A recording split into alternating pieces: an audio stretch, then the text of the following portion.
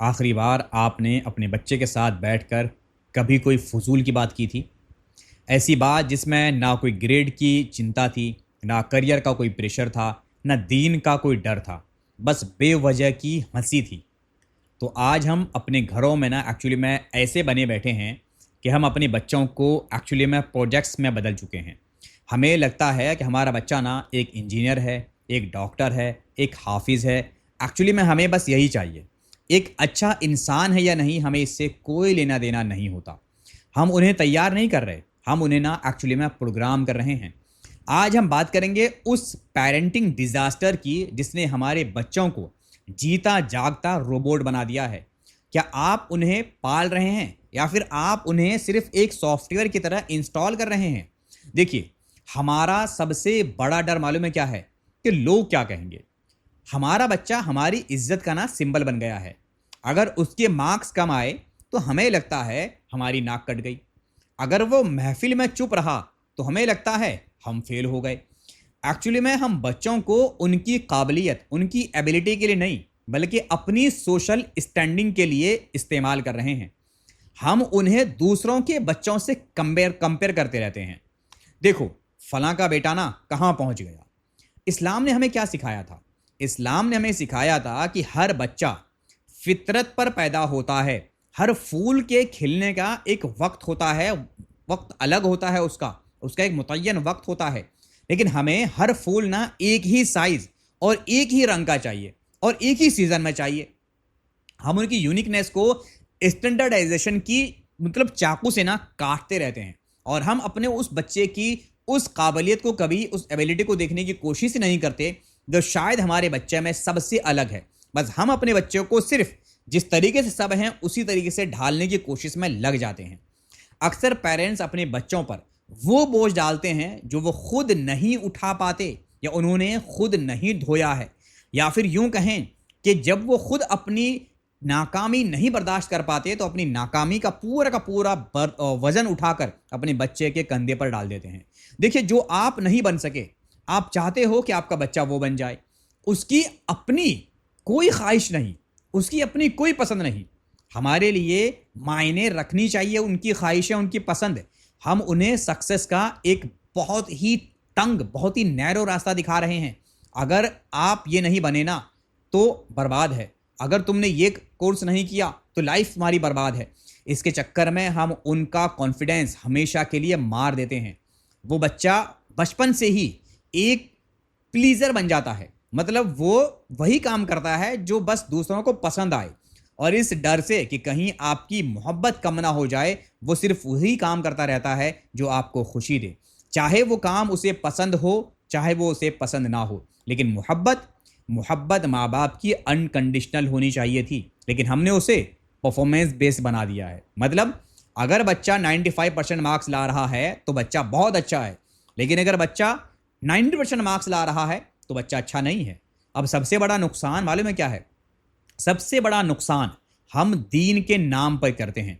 हम उन्हें अल्लाह से मोहब्बत करना नहीं सिखाते, हम उन्हें अल्लाह से सिर्फ डरना सिखाते हैं।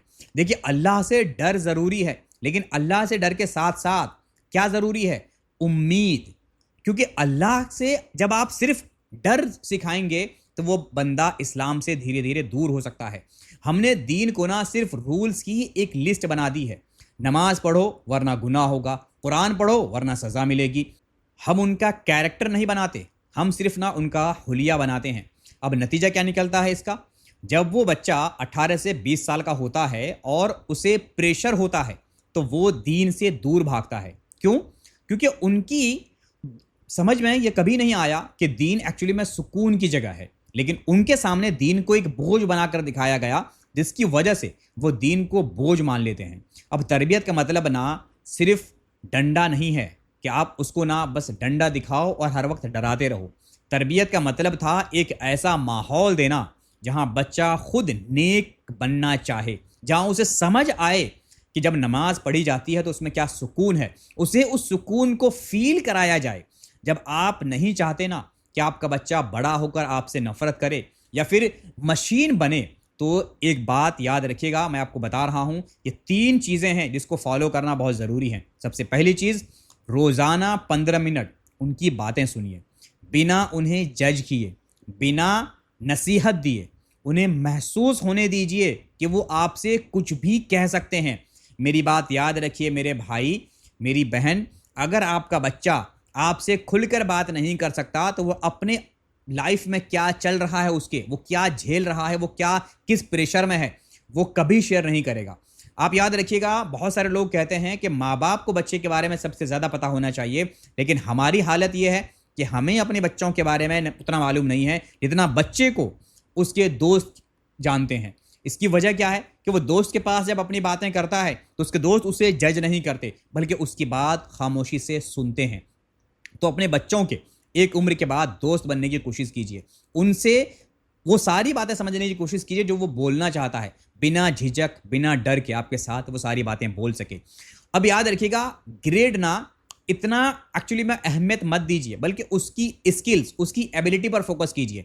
अब ये मत बोलिए कि भाई उसके ए ग्रेड आने पर आप बहुत खुश हो गए और उसकी मेहनत पर जो है आप बिल्कुल ज़बरदस्त तरीके से खुशी मना रहे हैं, और वही बच्चा अगर किसी एग्ज़ाम में थोड़े मार्क्स कम ले आए तो आप मुंह बनाकर बैठ गए। ऐसा करने की कोशिश मत कीजिए। ऐसा करने से आप बच्चे के माइंड में ना ये डाल देते हैं कि एक्चुअली में आप सिर्फ तभी खुश होंगे जब वो बच्चा अच्छे ग्रेड्स लाएगा। फिर वो इस बात पर फोकस बिल्कुल नहीं करेगा कि वो किस तरीके का इंसान बनना चाह रहा है, या उसकी स्किल्स किस चीज़ में है, या वो किस स्किल्स में आगे जा सकता है। इसीलिए कोशिश कीजिए कि बच्चे को आप बिना किसी कंडीशन के अनकंडीशनली मोहब्बत कीजिए। और अगली बात, अगर आप चाहते हैं कि बच्चा सच बोले तो खुद झूठ बोलना पहले बंद करना पड़ेगा। अगर चाहते हैं कि वो मोबाइल ना चलाए तो खुद किताब उठाने की कोशिश कीजिए। बच्चा आपकी बातें नहीं सुनता मेरे भाई, वो आपके एक्शंस देखता है। बच्चा माँ बाप की कॉपी करता है, तो माँ बाप जिस तरीके से करते रहते हैं एक्शंस, बच्चा धीरे धीरे वैसा ही बन जाता है। तो आपका बच्चा आपकी प्रॉपर्टी नहीं है, वो एक अमानत है, उसे अमानत की तरह ट्रीट कीजिए। दुनिया को मशीन्स की ज़रूरत नहीं है, मशीन्स तो बन ही रहे हैं ना, मशीन्स तो ऑलरेडी मौजूद हैं। दुनिया को एक्चुअली में एक ऐसे इंसान की ज़रूरत है जिसके पास दिल हो, जो हमदर्द हो और जो सच बोलना जानता हो। अपने बच्चे को कामयाब बनाने की रेस में उसे इंसान बनना मत भूलिए, क्योंकि बुढ़ापे में आपके बच्चे की डिग्री आपका हाथ नहीं थामेगी, उसकी इंसानियत, उसका कैरेक्टर ही आपका हाथ थामने वाली है। इसीलिए इस बात पर ज़रूर गौर कीजिएगा कि आप अपने बच्चे को इंसान बना रहे हैं या फिर आज के दौर का एक नया रोबोट।